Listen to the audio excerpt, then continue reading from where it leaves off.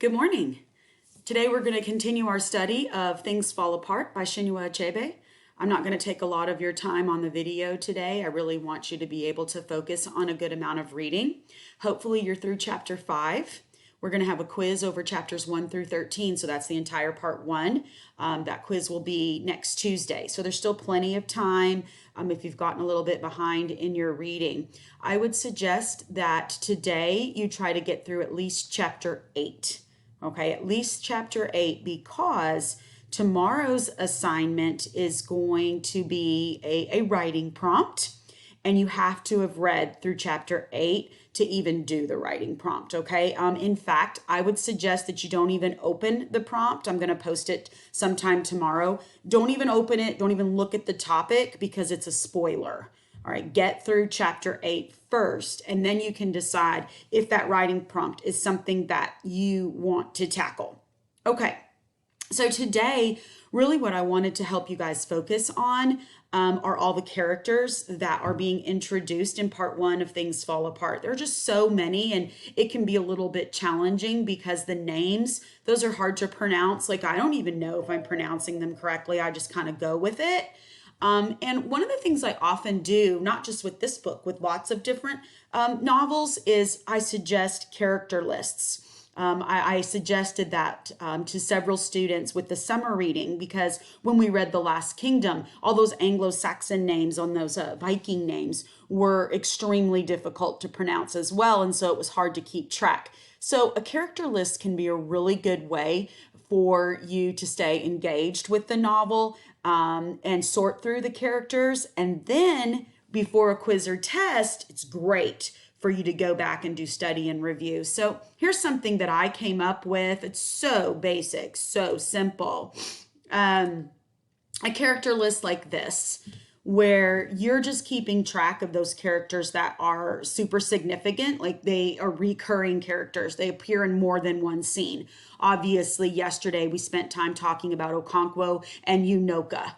And so I list those characters, and then I just give just a couple of details about each one. So, we know that Okonkwo is the protagonist, and he's a big, strong man with a short temper, and he's violent, but he's very successful. He's very wealthy. He's a great warrior. He's an elder in the community.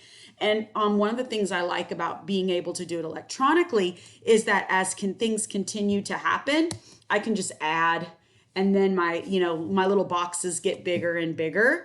And there will be several characters that you do want to add. We've said a lot here about Okonkwo and Unoka based on our conversation from yesterday, but then I added a couple of more. We briefly have been introduced to this new kid, Ikamafuna. And just in chapters 1 and 2, all we really know is that he's a teenage boy that was taken as a hostage from the neighboring village of Mbante. And that was because of that little disagreement. It's actually murder from one town to the next. And he ends up living with Okonkwo's family for 3 years. Now, there's going to be a whole lot more about Ikamafuna. In fact, this young boy is going to play a pivotal role in not only the character development of Okonkwo, but also the other teenage kid in Nwoye, Okonkwo's actual son, and even other people in the village, the plot, just so much. And then, of course, I listed Nwoye, the son of Okonkwo, and learning a little bit about him. He's another character that will also start becoming more and more important as the story progresses. Other characters that I would want to remember: Okonkwo's wives. He has is it 3 wives, I want to say, 3, maybe 4. And really, he treats each one of them differently. Like, he has his relationship with the oldest wife is very different than it is from the youngest wife. Notice that it's the youngest wife that he loses temper with the most. She's never where she's supposed to be or doing what she's supposed to do. And she is the one that he most often lashes out at. And I find that very interesting because perhaps, I don't know here, but because he has such a disdain and fear of weakness and laziness, that he sees that in her. You know, she doesn't have that same drive and work ethic like he has, or like his older wife might have. Maybe he sees a bit of remnants or reminiscent of his father. And so that's what makes her very easy to lash out. Perhaps, well, not perhaps, that's definitely why his relationship with Nwoye, the son, is strained.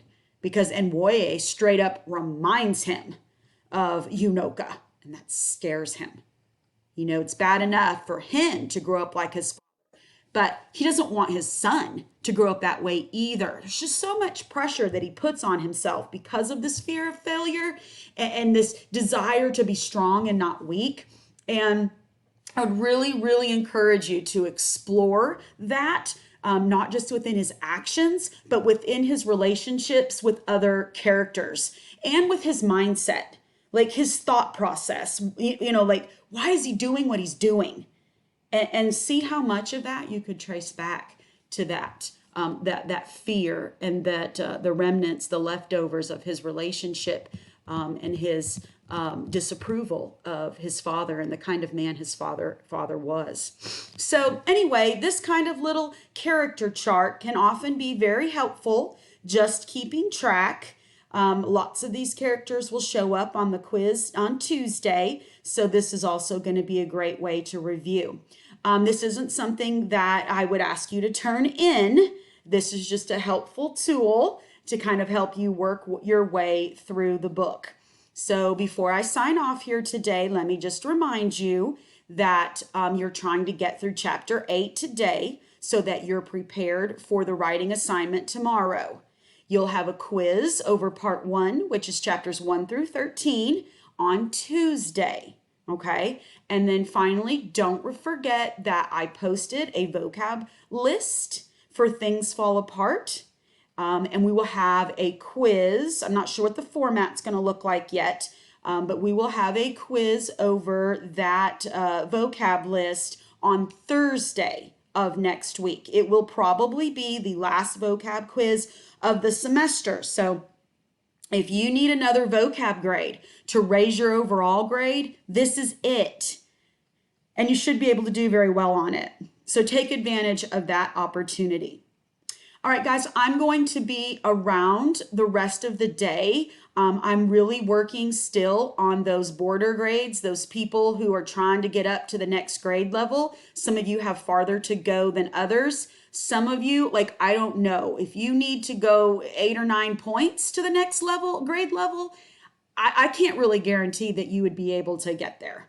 But I'm going to keep working for you as long as you are working for you.